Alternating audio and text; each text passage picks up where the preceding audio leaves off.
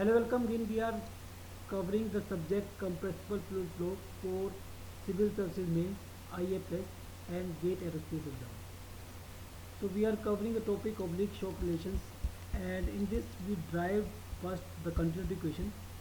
That was rho 1 u1 is equal to rho 2 u2, where u1 was normal component of velocity upstream the shock, and u2 was normal component of velocity downstream the shock, whereas v1 and v2 were the absolute velocity before shock and after shock.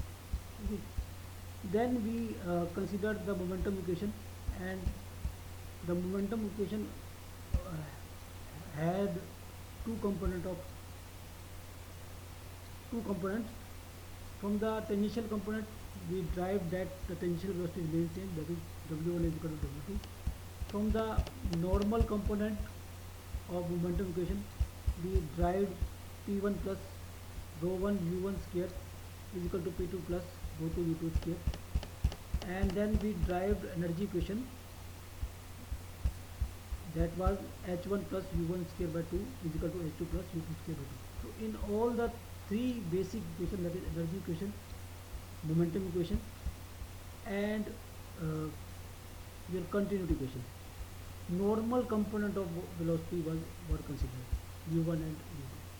Okay, so that is the difference between the normal shock and oblique shock. In normal shock, absolute component of velocity were considered, whereas in case of oblique shock, normal component of velocity were considered.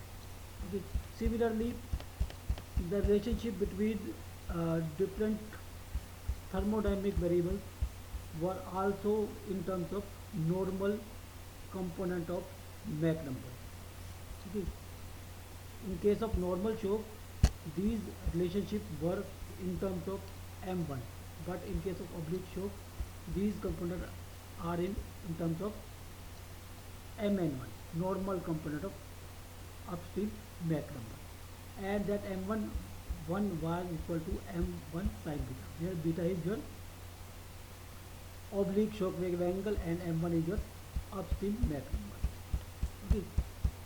And from after finding out mn1, we are able to find out mn2 by using this, and after finding out mn2, we were able to find out this m2, the Mach number after shock, that is mn2 by sin beta minus beta. But here, if this wave angle is known, okay, we can find out this mn1. But here, if this wave angle is known only, we cannot find out m2.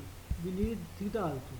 So we have to drive the relationship between beta and theta. Okay, so now here we will drive the relationship between beta and theta.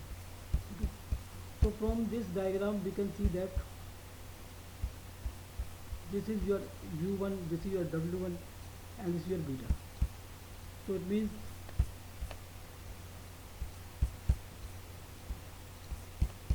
tangent beta is equal to u1 by w1. Okay. And also this is your beta minus theta. So tangent beta minus theta is equal to u2 by w2. Okay. Or if we find out that these ratios, then tangent beta minus theta divided by tangent beta is your u2 by u1. Okay. So now from continuity equation, rho 1 u1 is equal to rho 2 u2, or rho 2 by rho 1 is equal to u1 by u2. Now we have this relationship, rho 2 by rho 1, so that is equal to u1 by u2.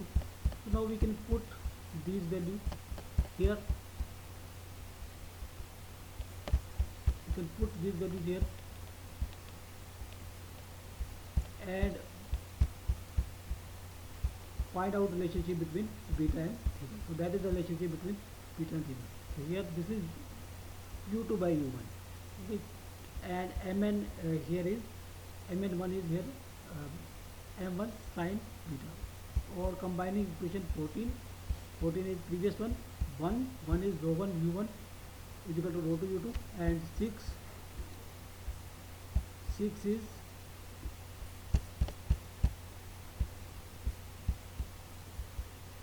this equation m1 sin beta Okay,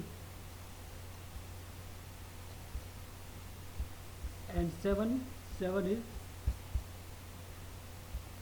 rho 2 by rho 1 is equal to u1 by u2. Okay. So we can find out the relationship between beta and theta. So this is the relationship between beta and theta. Or further solving it, we can find out tangent theta for particular value of beta. So this is equation number 3. So actually these relations, these values can be found out from the normal shock table. If we see the value corresponding to Mn1, rho 2 by rho 1 can be found out, P2 by P1 can be found out, T2 by T1 can be found out. These values are tabulated, okay, for particular back number. And for that, for this part, there is a chart which is called theta beta m chart, okay, and that we will discuss in the next video.